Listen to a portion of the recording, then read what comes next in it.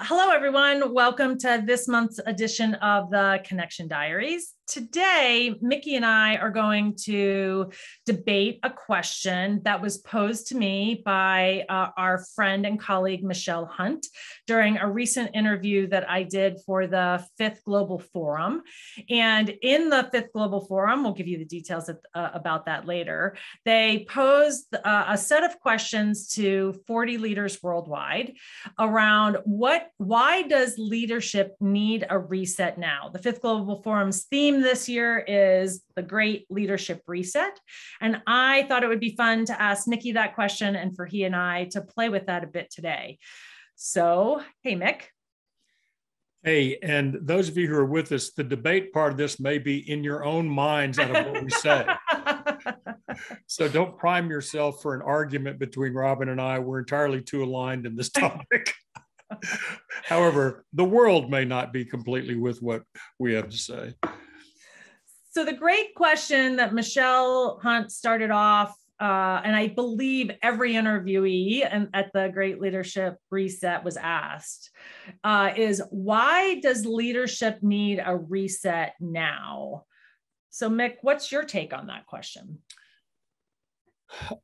We don't have the time for me to prove what I'm about to say factually. And I think the reason that we need a reset now is that we're in a widespread, pervasive crisis of disconnection that's got several ingredients in it: fear, mistrust, and misinformation. And if we don't respond to that crisis of disconnection, we're going to see all sorts of commercial, cultural, social breakdowns get worse, not better. So I think that's the reason that we need to do something about it. Well, it's kind of hard to not argue that, right? I mean, to argue that point right now, just with everything that's happening around the world. COVID has certainly made it worse, but we were, I think, heading in a direction of disconnect for a number of years. I was gonna say the second question that Michelle asked that I also want to pose to you is, but what needs to change? So from your perspective, what do you think needs to change in our businesses and organizations to address why it's time for a leadership reset? You shared that question with me ahead of time. So I actually have at least an immediate answer, all of which is subject to reflection and amendment, especially after we listen to the other 40 people who are coming to the Great Leadership Reset and see what they have to say. But at this point, I've put what I think needs to change in 4 different categories, 4 things we need more of. So I'll tell you my 4 mores that I think are what need to change in the culture of leadership. So there's some places where these things are already present. There's many, many, many, many places where they are conspicuously and destructively absent. So my first of the 4 mores is we need more for and less against. So we need leaders to be more founded in what the community they're leading in is for. What are they out to accomplish? What are they building? What are they out to contribute? We have far too many leaders who are taking the cheap route of bringing people together by announcing an enemy, a problem, a danger, a fear. Well, what are we for that has us be against that? Because the more people are in the presence of what they're for together, the more community naturally emerges, and the more our commitments, our purposes guide us rather than terror, threat, and fear. So I think it's really important for us to have more of the conversations that leaders host be rooted in what we're for rather than what we're against. My next more is more proactively open communication. It's now so much information is shared all over the place from a variety of venues that trying to manage need to know has become pretty close to irrational. So the things that we're struggling with, that we're challenged with, leaders need to be more ready to share problems before they have solutions, to share information, to have people start to believe I'm going to be in the know. There are always going to be some legal or ethical implications. So I'm not going to go into what are the things that have to remain private. I'm still saying it has to be far more proactive sharing of information. In the absence of that, people make things up. And then when the truth finally comes out, the mistrust just explodes. So can we be more courageous about sharing information, having people join us in challenges rather than withholding information and hope that we solve the problem before the world finds out it exists? So that's my second more. My third more is more responsible autonomy. That leaders, it's time for leaders to accept that we have more unsupervised work than perhaps in the history of work.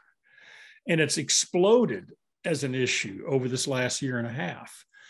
Well, how do you actually lead people so they can be autonomous? And we differentiate autonomy from anarchy. Autonomy is the independent ability to judge what to do and what not to do in behalf of the community in which you reside. So it's not selfish, it's not separate. What are we doing in leadership to have people be able to step into responsible autonomy, where they are unsupervised and yet still valuable and honorable in terms of the interests of the community in which they live? So I think this is crucial, and it's an area of leadership development that's lacking, and we need to get very, very interested in it. And then my final more is more social responsibility, more authentic, more genuine social responsibility. As Emma Rose Connolly has said, we see organizations all over the world in their About Us pages promoting their image of social responsibility. But if you follow what they've really actually done, accomplished, stay true to, the image outstrips reality. So this more genuine social responsibility, and that's because information, again, is running rampant all over the place. We can now see the impacts that people have. The idea of capitalism without responsibility is expiring. We can actually see the impact any enterprise has, profit or nonprofit, on the whole network of relationships around it, and in the impacts that it has environmentally, economically, in terms of equity. So this more social responsibility is not simply a moral imperative. It is a real and practical demand on us to start recognizing that the world's seeing the impact that we have. Are we going to be responsible for it again proactively?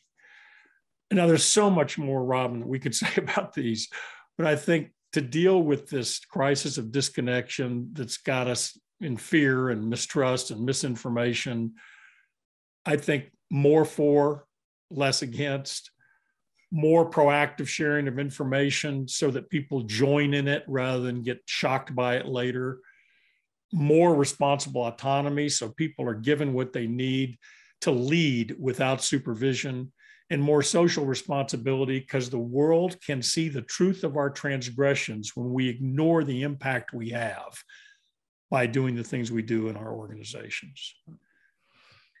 Beautiful. Thanks, Mick. As you said, not much for debate necessarily, because there's so much that you and I agree on.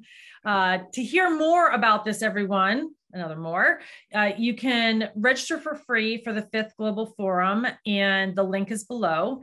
You can see my interview with Michelle Hunt that's titled Courageously Leading with Love. You can see the other 40 or so speakers and interviewees from all across the world with their take on what's needed in leadership today.